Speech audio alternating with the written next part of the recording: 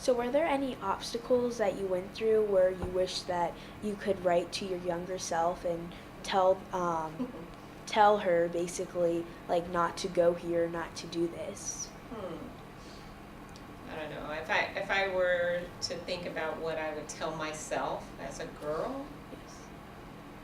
I would say to be bolder, to move faster, and to cut myself some slack. Not to be so hard on myself about everything.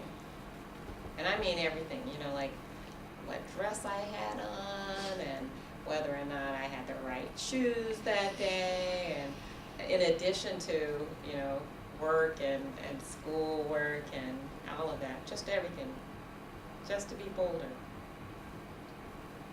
Okay. So what's the best advice you have ever received that has helped you today? I would say, it's hard to say the best, but one of the things that has helped me quite a bit over time is really being myself.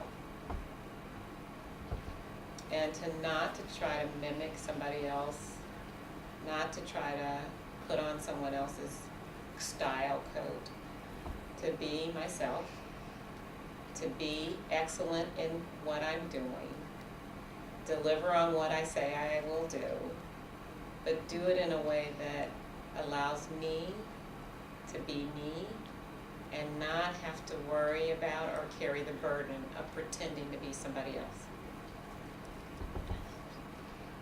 It is very motivational to hear your advice to be yourself, because I do feel a lot of time, especially as girls, there is this pressure to kind of go towards what everybody else is doing. So it's very nice to hear that, it's okay and it's encouraged to be yourself, to have your own style, to pursue the things that you want to pursue. So that's a very important message that I think a lot of today's girls need to hear.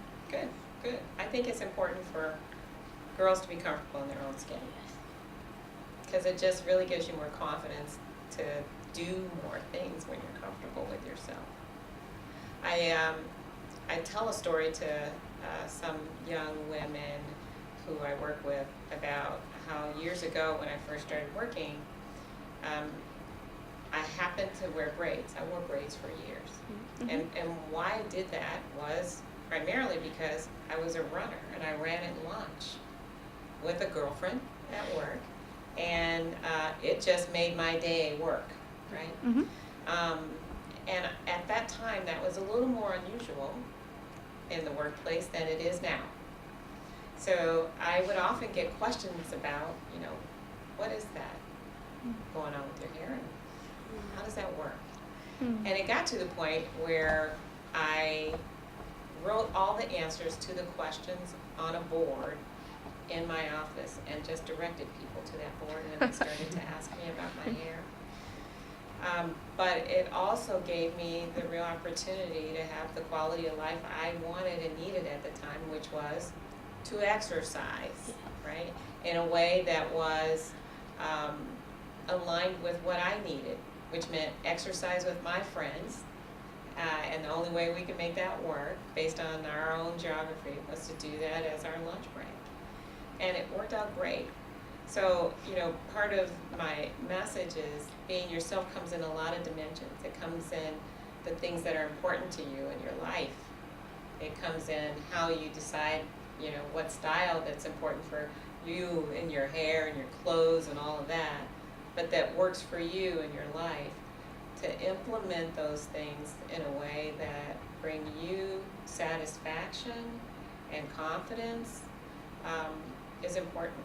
So if there's anything from that conversation, it's just that over time what is, I'll say you, changes, right? Because over time you change.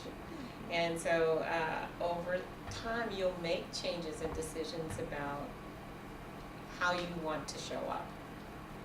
And it's all in the land of good. As long as it's office appropriate, you're in good shape. Yes. And I like how you made the exercising thing work for you and your schedule, because I think it's so easy to just do what everyone else is doing, but I mean, it's really interesting to see that you can just do what you want and make it work for you. And I would say the underpinning for being able to do what you want is delivering. Mm-hmm. I'll say that again, because that's like core, right? You always have to deliver. You always need to meet your commitments. Performance is the biggest bottom line. So if you deliver and perform, and you happen to have a style that's unique and different for the day,